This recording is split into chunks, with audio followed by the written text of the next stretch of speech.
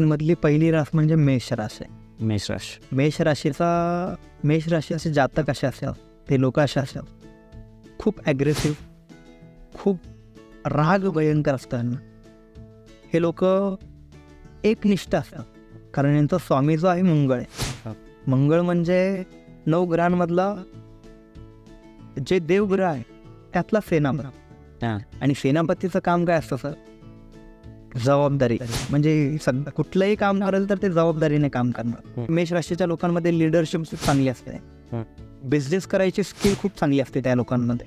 मेष राशीच्या लोकांना जर तुम्हाला सांभाळायचं असेल तर त्यांच्या संकट जर तुम्हाला लाईफ लॉंग जर राहायचं असेल तर तो रागाचा जो टाइम पिरियड तुम्हाला तो मारता आला पाहिजे. कारण त्या रागाच्या वेळेस एक जण शांत राहणं गरजेचं आहे, नाही तर दोघे जण पण राग केले तर मग त्या ह्याच्यामध्ये कितीतरी रिलेशन